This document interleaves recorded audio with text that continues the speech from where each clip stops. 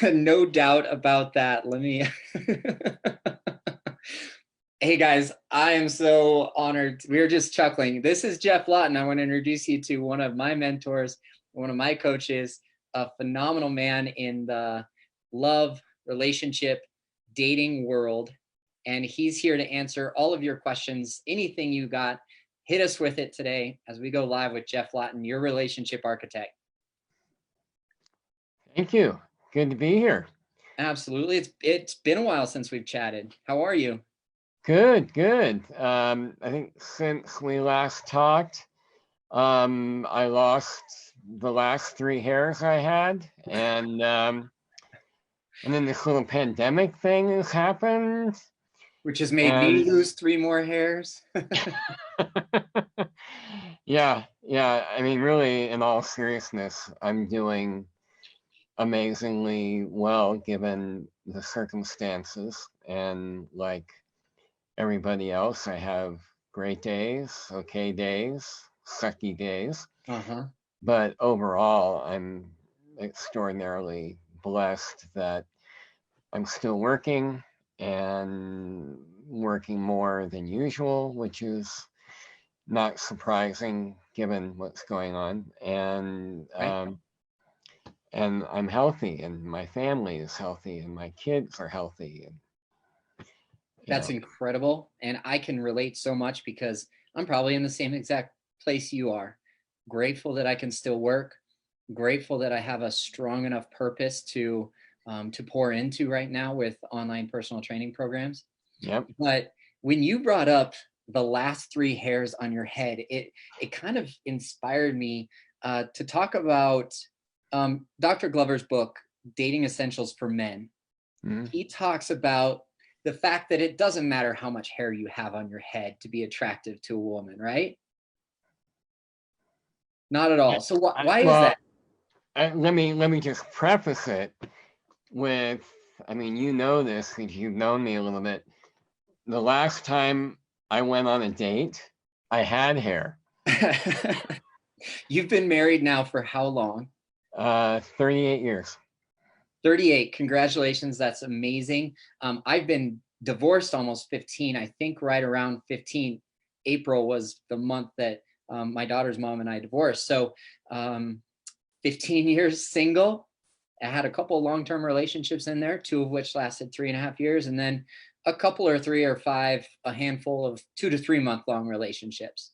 Right. Now let's talk about Dr. Glover's approach to dating, like men who are concerned about their appearance or concerned that like they're not going to measure up to women. How are those guys faring in the world today? Well, I mean, literally in this world we live in now, I would say in general, because I want to get to the quarantine in a minute. okay. Um, well, I mean, from talking to the men in our men's community that are a number of them, most of them are single. I would say that they're faring medium to poorly, though I chalk that up less to physical appearances than I do to the degree to which men don't know themselves well enough and they're presenting some essentially bullshit facade to women. That's right. But I to want your to say, point yeah. about looks, Uh-huh. I will say this because when I was in the dating world all those years ago, one thing that I know impressed Sarah on our first date was the fact that I was reasonably well put together. You know, I don't think you can get around the idea that, yes, substance and our energy is going to be more of an indicator of attraction. But, you know, if you were going out on a date with a woman and she showed up wearing ratty clothes and had, you know, I mean, just didn't look even put together at all, the ego and the eyes make an initial first impression, just like I think happens with women. If a guy shows up on an official date and he looks like, you know, he just worked out, didn't take a shower, and, you know, is dressed like a 14-year-old, I'm sorry, I don't care what Dr. Glover says, I don't think that is really going to land as very attractive, because that first visual impression is the first barrier to entry for most people, I think. Mm-hmm. Totally agree. And to your point that when you are put together, in air quotes there, sir, appreciate Right. that. Yeah. A woman really respects a man who takes care of himself. And I think that that's the biggest indicator of that attraction. That's what the definition of that attraction is. It's, Yeah. I respect somebody who cares about his physical well-being and takes care of himself well enough to show up presentable on this date. Right. Right. It, you know, who knows how, well, I guess in the caveman era, wardrobe and attraction wasn't quite so the selection criteria, but I think you said something just then that's more to the point, which is that I know even in professional get-togethers or with social gatherings, when someone has tended to their hygiene, their appearance, it's a sign of self-respect. And self-respect and confidence is really attractive regardless of the gender. When totally agree. Absolutely. Self-respect, the more sovereign we are here, the more we're going to exude that in confidence and in our appearance, in our careers. We're going to be more solid all around when we do that internally instead of externally. Right. I mean, when you do your workout videos online, I've watched a couple of them, you're impeccably dressed for workout. I wear my formal pajamas to work. That's exactly correct. But you might be able to see this t-shirt on right now that I'm wearing, but below the screen, I just have gym shorts on. And that's that's my comfort zone. That's where I live, is in my formal pajamas. Right. But I'll still respect you in the morning. Well, thank you very much. It's been a long time since I've heard that. So let me just kind of air that out a little bit. This podcast is about me. Just kidding. It's my exploration to understanding why I have these patterns that I do. And when you and I interviewed the very first time, we've talked multiple times, but you recommended I join the Evolving Man. And it was a great process for me for a year to see the reflection of myself and other men. And my number one reason for being there was to build better relationships with men. So the guys that I met there are incredible. We are all in different places in our nice guy journey. And part of that reflection I see when I brought it up first, just kind of explaining or sharing my experience since my divorce, 2 long-term relationships, and then maybe a handful of 3-month-long relationships. The 3-month-long relationships are something that I focus on. And I have to uncover why that pattern is there. And there are a lot of reasons that go into this that I've discovered through speaking to people like yourself and Jessica Smith and all the other amazing guests that we've had on the podcast. But let's talk about that facade that nice guys are putting on themselves that become exposed within 2 to 3 months. Well, so maybe a good place to start, if you're open to sharing, would be what's a characteristic of the facade that you've been using or had been using?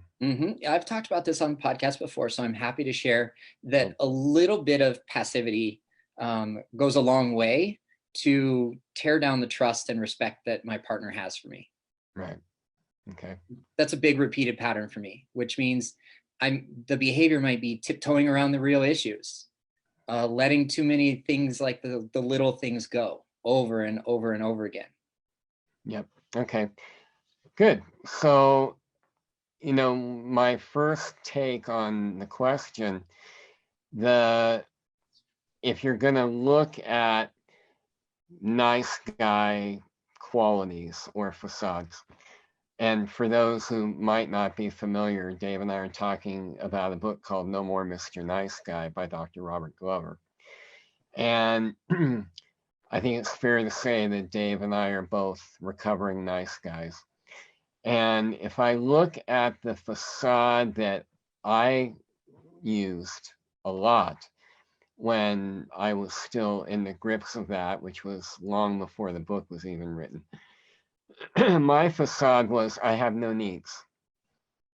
I am just happy to be here to do everything I can possibly do to make your life better and to help build your self-esteem and to help you realize what an amazing person you are. And then I don't need anything back, but if you give me something back, well, that would be really nice. And when I wouldn't get back what I didn't even really realize at the time was what he calls a covert contract. I'll do this and you're going to do that in return. And it's covert because we don't say it up front. So when I wouldn't get it, I would then work even harder to try to be the combination of the knight in shining armor, rescuer, kind of like one part King Arthur or Sir Lancelot mixed with a little Deepak Chopra, and throw in a few teaspoons of some archetypal loving, nurturing guy.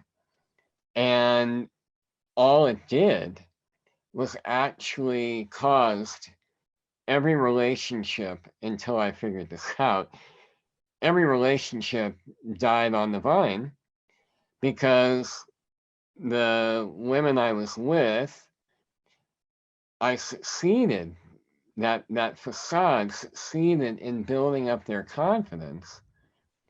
But because I didn't have any confidence except in that ability, that facade, I didn't have any confidence that then made me an appealing man. I became their therapist instead of their boyfriend.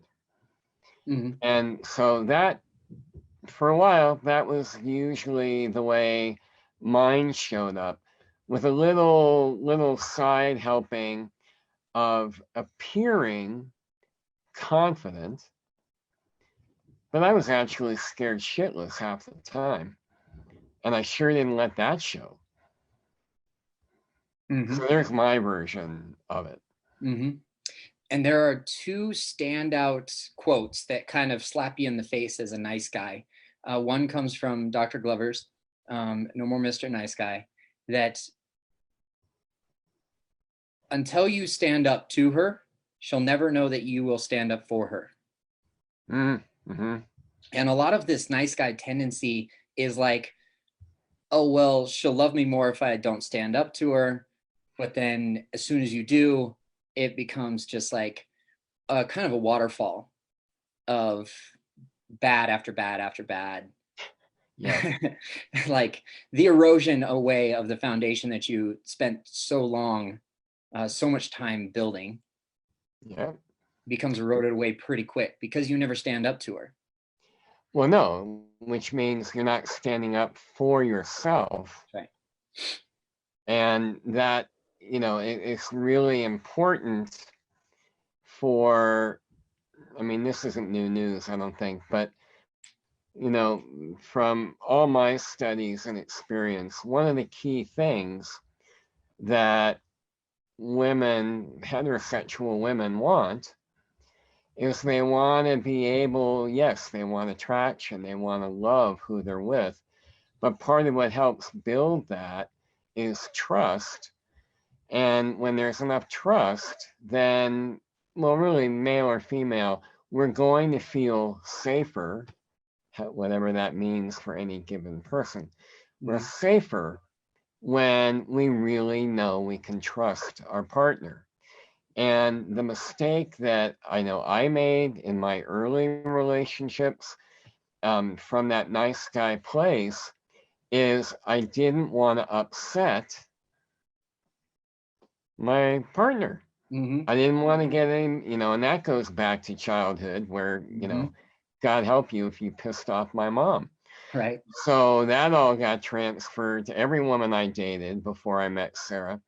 And that I couldn't even stand up for myself. So, apropos of that quote you just read, if I can't stand up for me, are you going to be able to stand up not just to me, but for me? Mm-hmm. And the answer is probably not. Probably not. And And and we get tested. Women test us. So, ladies that are watching, plug your ears because I'm blowing your cover here. We get tested to see if we are going to be that, a popular archetype in TEM is John Wayne. Are we going to be that John Wayne man's kind of man that doesn't change who he is? Now, I'm not talking about giving anybody free rein to be an a-hole. I'm just saying, whoever we are in integrity, do we give that up for a woman? Do we give that up for X situation? And my experience is that when women see that their men will not give themselves away, even for them or to them, then there's something deep inside that maybe just goes back millennia where they can go, oh, okay, good. mm-hmm. He's trustworthy. He's dependable. Yeah, that psychobiological subconscious knowing Yeah, that it's so integral in the dynamics between men and women or masculine and feminine. And yes, you do not intentionally want to upset your partner. However, that's not nearly as bad as living outside of integrity and alignment with yourself. right, And what right, nice guys tend to believe is that anger is better than indifference, when in actuality, you would much prefer anger over indifference from your partner. right, Because right. Well, indifference just means she's lost all respect and interest for you. right. But again, I want to keep bringing it back to how does it feel to be you as a man? How do you feel when you know that you just shift with the winds?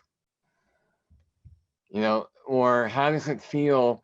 I make up that if a man is being in a way with a woman that is helping engender indifference, it's because he's already resigned and indifferent to his own passions and his own needs and his own desires. He's already given up at some level, and he's just kind of going through the motions. And that is boring as hell. Mm-hmm. And the opposite of put together and showing up like you're taking care of yourself on the first date, which our physical form can represent that. But who are we in alignment and in integrity and on the inside, beyond that facade that we're trying to put out there to impress short term for long term punishment? Well, which actually, Dave, that takes me back to your question of a few minutes ago when you brought, or the subject of 3 months, the patterns come up. So your last point ties into that because let's just say a vast number of people can do facade for a certain period of time. So when you're first at the beginning of a dating relationship and you've gotten far enough that you want to be dating, you're humping all the time, it's just all that biochemical, yeah.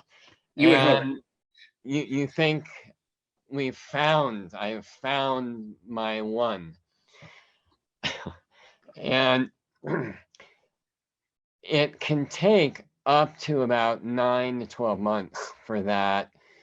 It's called limerence. It can take 8 to 12 months for that to fully dissipate. But if you look at the way life is in a normal time, we're go, go, go, go, go. Our attention is being called for and on by innumerous things. And I think for your average guy, I'll speak for myself, I can only put up a front for so long. By the time 3 months comes around, I don't have the friggin' energy.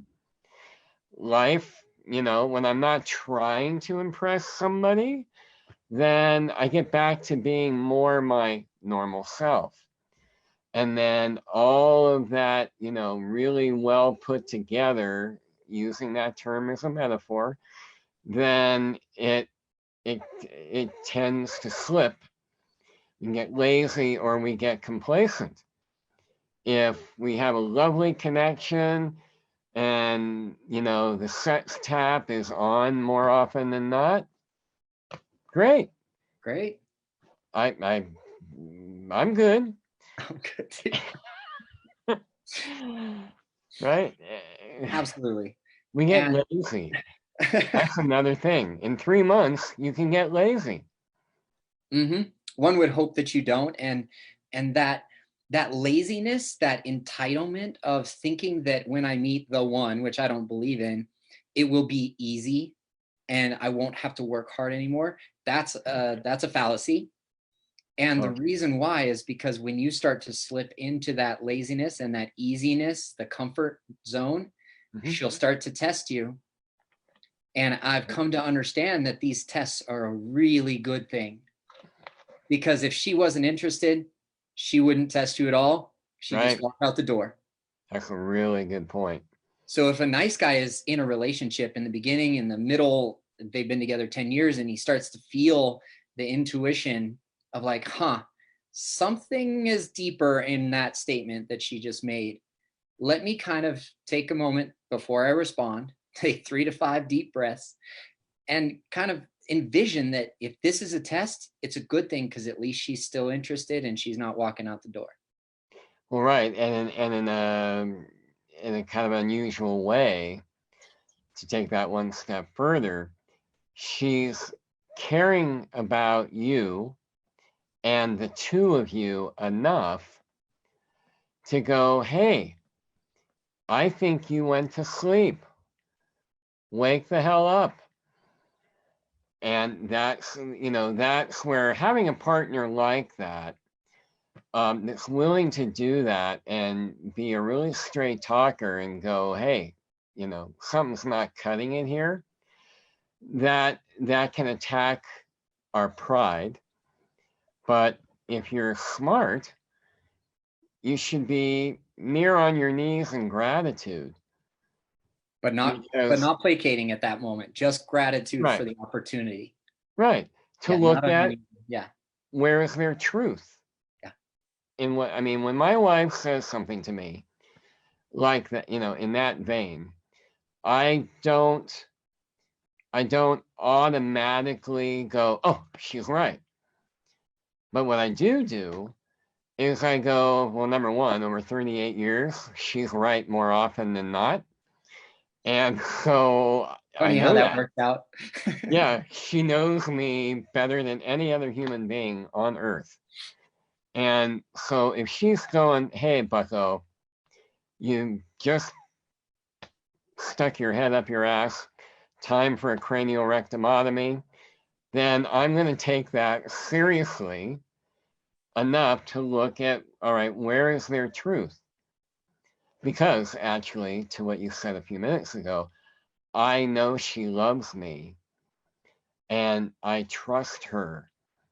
So I trust her not to say stuff like that because she's just being petty or mean, or, not looking at her stuff and projecting it onto me. Which is kind of the conundrum when people start to bail and they're like, she was being bratty, she was being a bee, and I'm out. Well, no, you've got to take ownership for your own stuff And another tendency of a nice guy is to over own the situation. Like, I'm going to Right. take ownership for her shit and my shit because I'm the white knight, or I'm the martyr, or I'm the hero. Yes. Yeah. It makes me think of an old expression for guys that like to martyr themselves that way. You know, it's like, get off the cross, we need the wood. That's right. And there's another responsibility that we have as men in our relationships as well. And it's built on the roles and the dynamics. And our job in loving our partner is to always test their interest in return, or before they begin to test us. And one of the common themes that I heard in DEM, the Evolving Man, is like the safety and security that in a romantic relationship like that, most of the risk is on the female partner. And that Right. goes back to the psychobiology that we were talking about earlier. Yeah. But I know that you've got a follow-up question because of the way that you were looking at me while I was talking. So hit me with it. Well, I just wasn't sure I was understanding what you were saying about it's up to us. I might have misunderstood, but the way I heard it was it's up to us. It was something about risk. I kind of heard it as we're responsible as men for the woman's risk management. Maybe was that what you meant? I believe that when we test their interest, it drives that psychobiological subconscious nature to step up their game. Just like when we get Gotcha. tested, we have to step up our game and stand firm Okay. in our beliefs.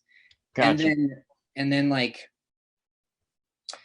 knowing and understanding that we can walk away at any time puts all of that risk on our female partner. Except I would say, at least before you're married, it's at your own peril to forget that a woman can walk away at any time. Mm-hmm. Mm-hmm. And that keeps us honest and in integrity throughout the relationship, is if we know that, whether it's subconscious or consciously. Right. Well, and I think if we're going to be, as men, testing her interest, the balancing act for that is, because, you know, if you're a nice guy, the way that you're going to test that interest is going to usually be manipulative, or, you know, you might be coming off as, you know, really needy and whiny, which is not going to stoke any woman's interest. So I think, you know, for me, you're making me think, how have I tested Sarah's interest in me? I mean, I think in a lot of ways I've been lucky, because her interest in me over the entire 38 years has always been obvious. Mm-hmm. And why do you She think that goes is? out of her way to show it. Mm-hmm.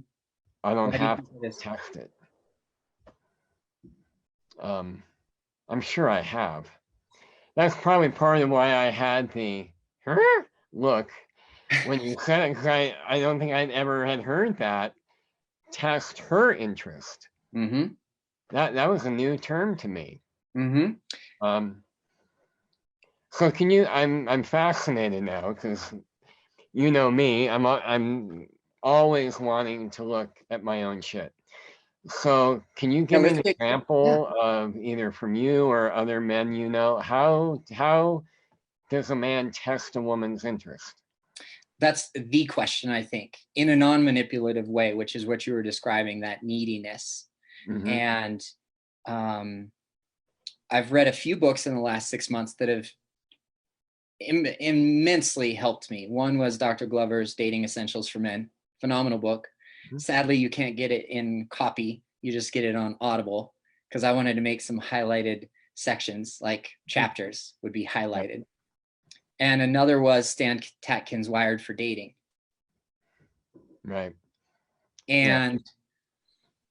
And in the basic foundational principle of testing for our partner's interest is not necessarily always having the last word of like, oh, I'm gonna finish this text message thread with a statement or a question on my end so that she will have to respond to me.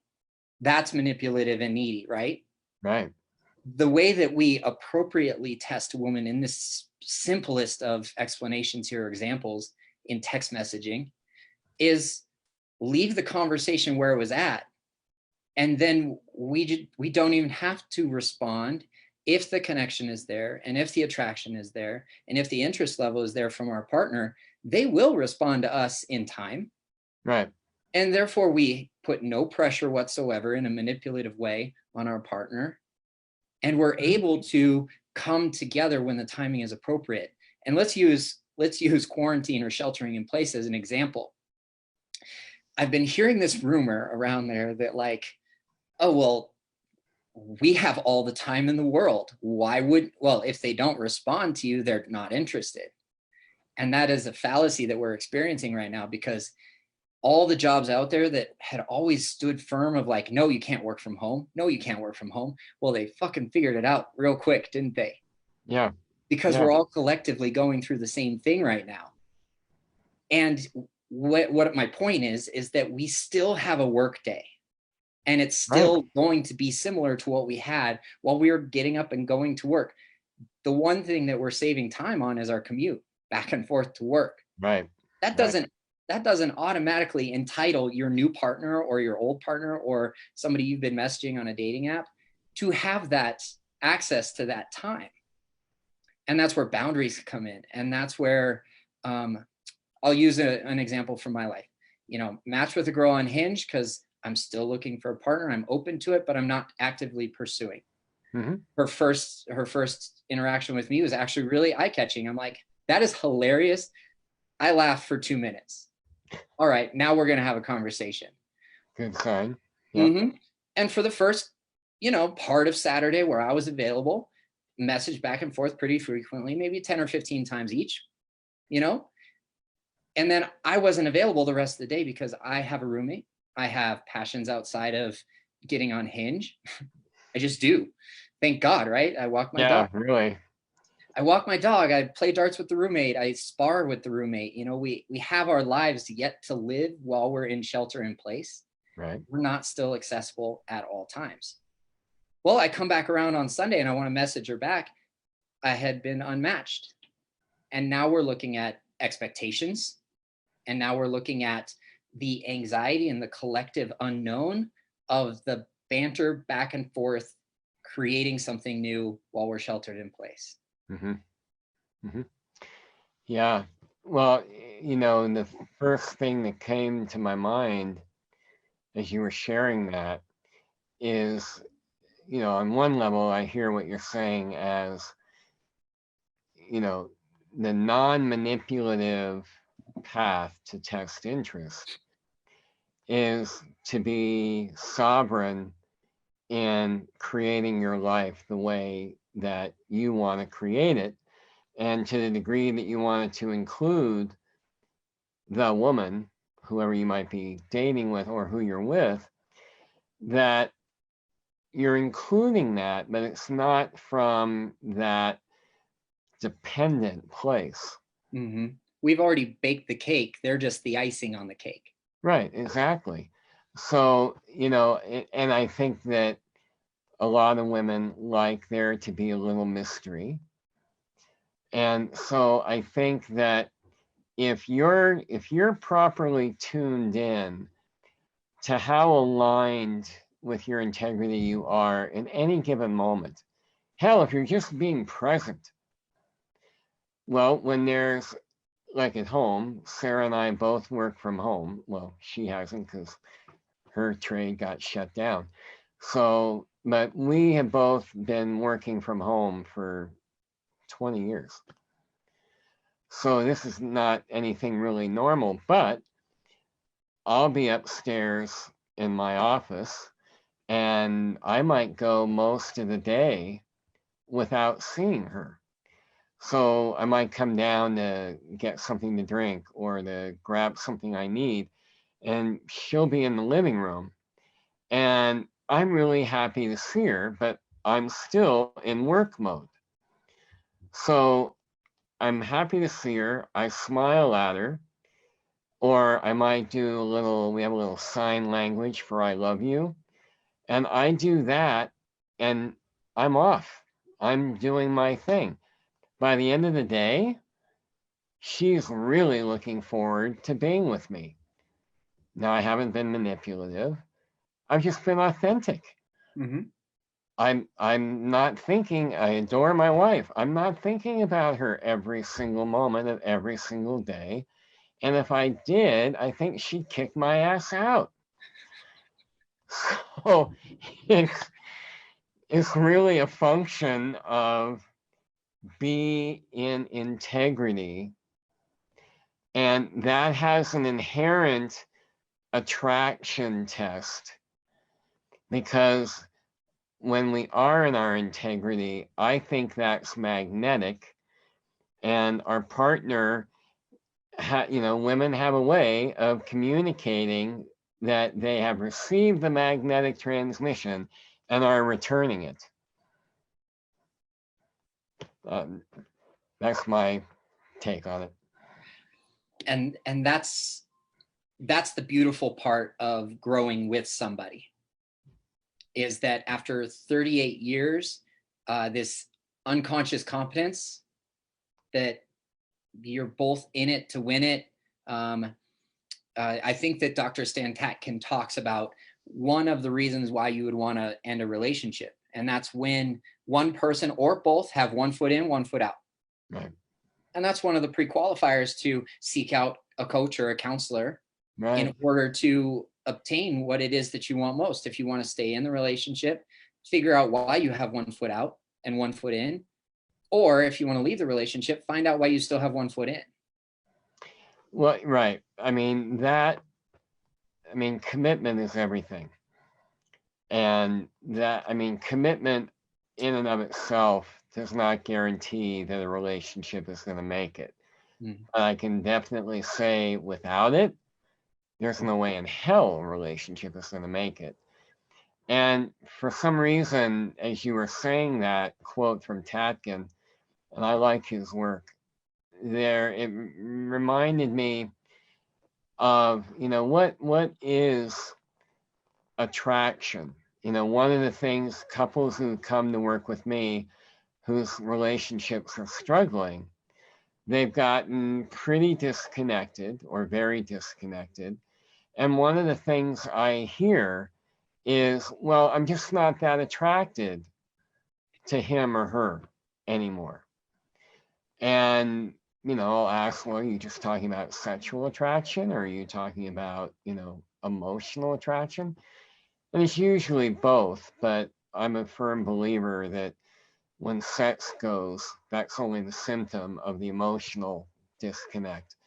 So what it reminds me of is that if we're talking about men can get lazy. And when you're in a relationship with somebody, even if maybe especially when you've been in one for a long time, the thing that you have to remember is, even though there's that unconscious competence, if you just coast on that, it's not going to work.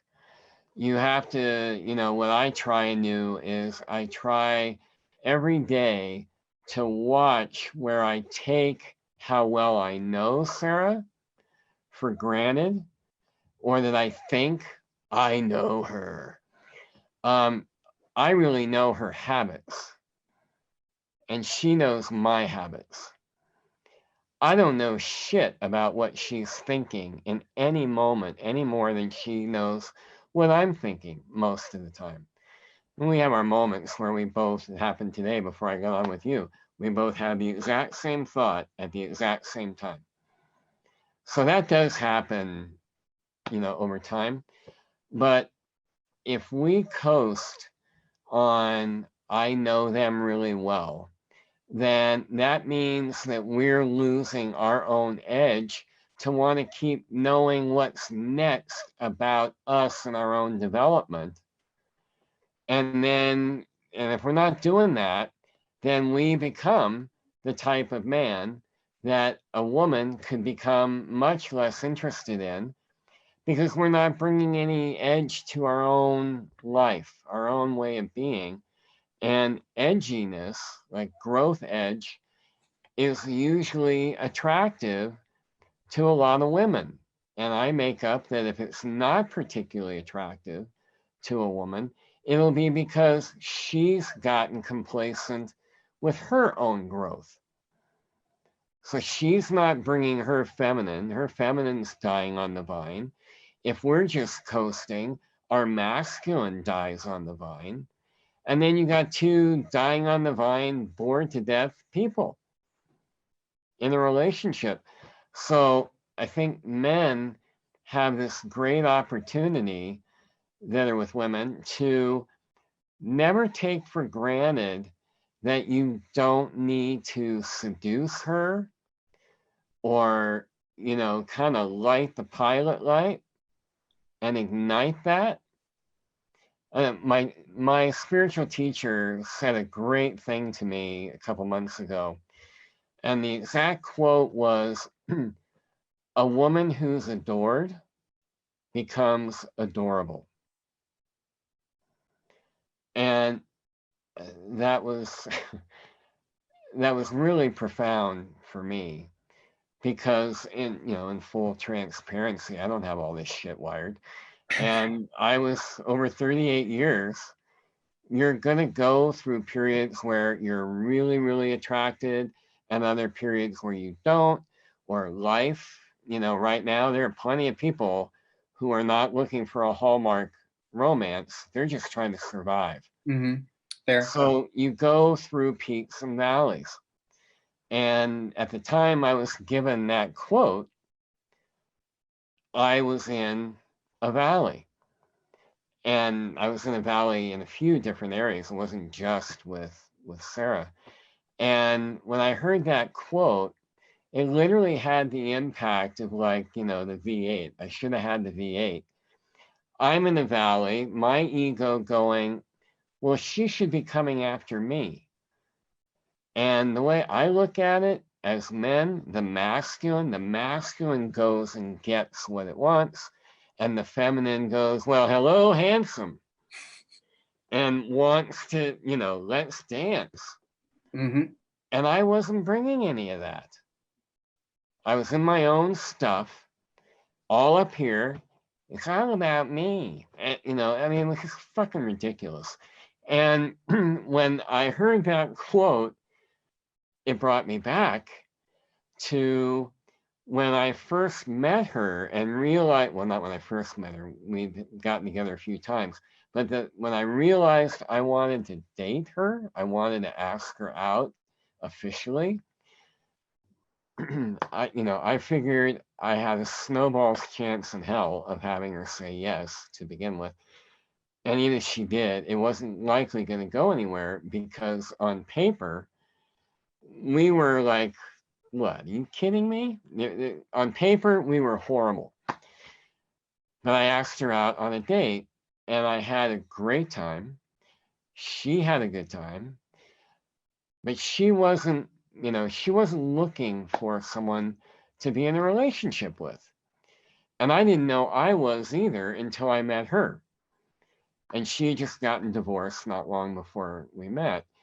But I knew I wanted her, and I knew I was going to have to enroll her in why I was actually the best man for her to be with, because I didn't fit the profile of what she thought would be. Mm-hmm. So I was like a dog on a hunt. I was going after winning her over, and I did not give up. And I wasn't lazy. Mm-hmm. But, the other thing about, talking about psychobiology, we go out and hunt, and then we kill the prey, we bring it home, feed our family, and we're back out on the hunt.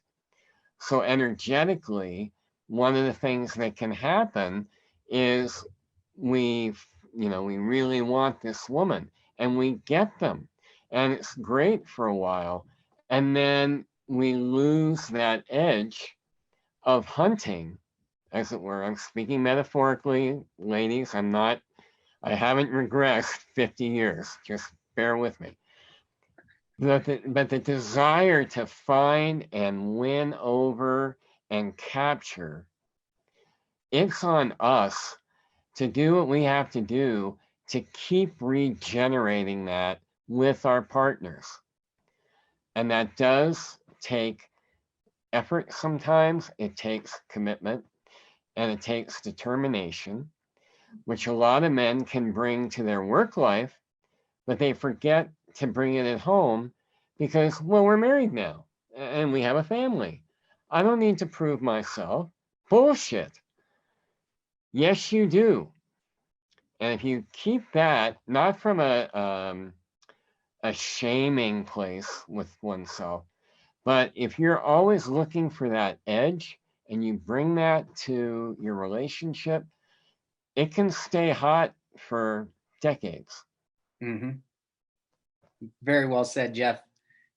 I appreciate it so much because even after a year plus, maybe a year and a half of knowing each other, is still teaching, still exposing me to new concepts and new ideas about how to be more sovereign myself and how to bring my edge to my relationship and to my life, Right? which is so important, especially now when we're probably experiencing higher levels of cortisol than ever before in history collectively. No doubt. And we need to be able to self-regulate, self-soothe, and also be a pillar and a leader and a source of guidance for our families, Mm-hmm. but not the only direction. Right. Well, and in TEM, as you know, we talk with all the men in our various groups.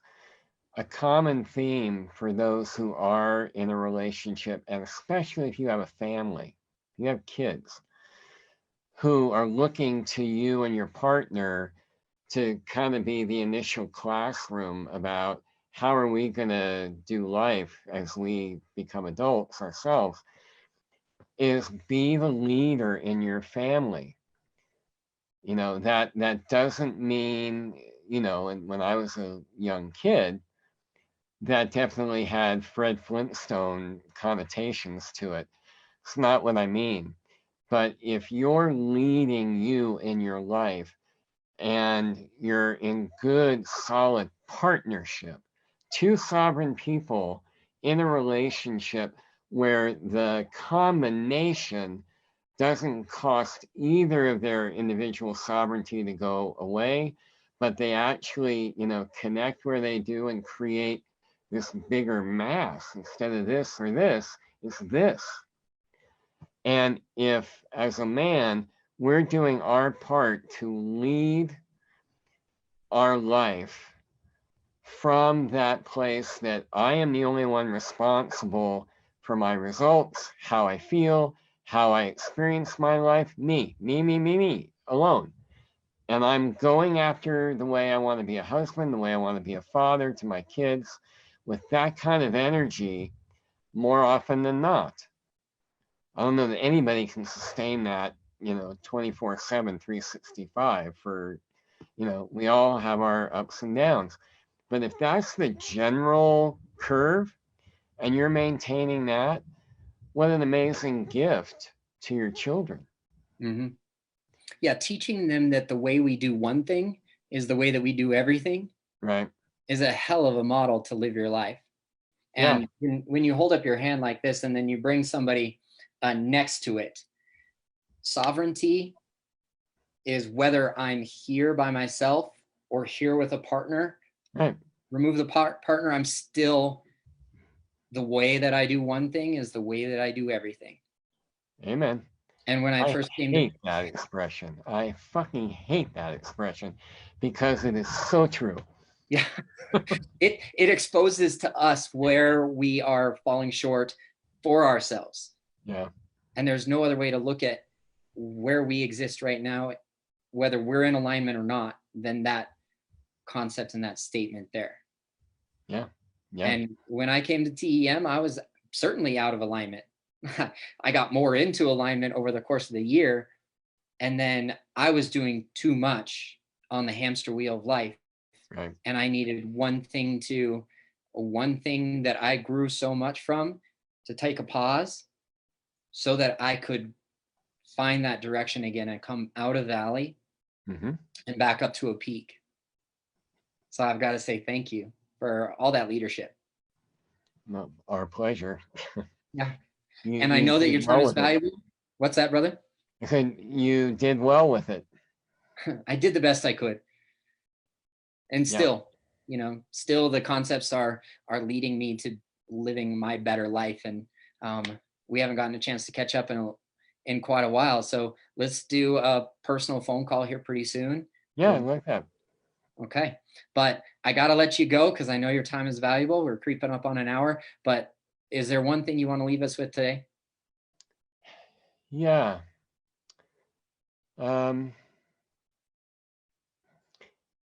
In this time, with all that cultural cortisol going bananas, I would say the most important and perhaps counterintuitive way to help yourself and to serve everybody that you love and care about is to do whatever it takes to give yourself 30 to 60 minutes of quiet meditation, self-inquiry, but to just stop and check in to see how that alignment is going. And as you're doing that, to do it looking at your life as if there was nothing wrong, inherently wrong. What if my life's just the way it's supposed to be right now? Not to take away from growth, but to just be quiet and watch when the mind is going, but, or starting to go and think about the 3 things you're going to do as soon as you get done being quiet.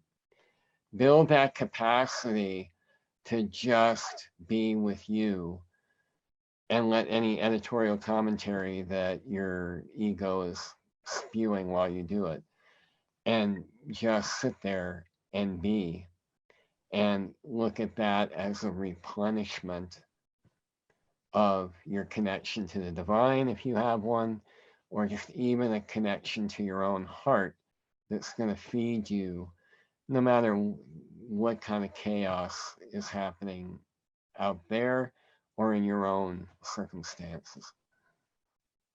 Thank you very much, Geoff. Well said. I found that center the other morning.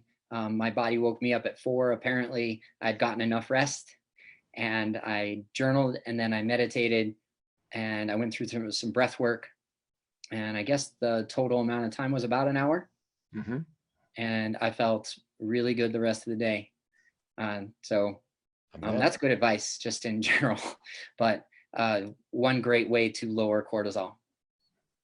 And exercise. Do Exercise not forget regularly. to do your workouts. And this dude is one of the best to help you do that in your living room. Thank you very much, Geoff. If somebody wants to get a hold of you today, what's the best way? Best way would be to drop me a line at Geoff, Geoff, at yourrelationshiparchitect.com. Or if you're a guy and you want to talk just about men's work, Geoff at theevolvingman.com. Awesome. Well, thank you, Geoff. I appreciate you so much, man. Likewise. Thanks for having me back. I appreciate it. Of course.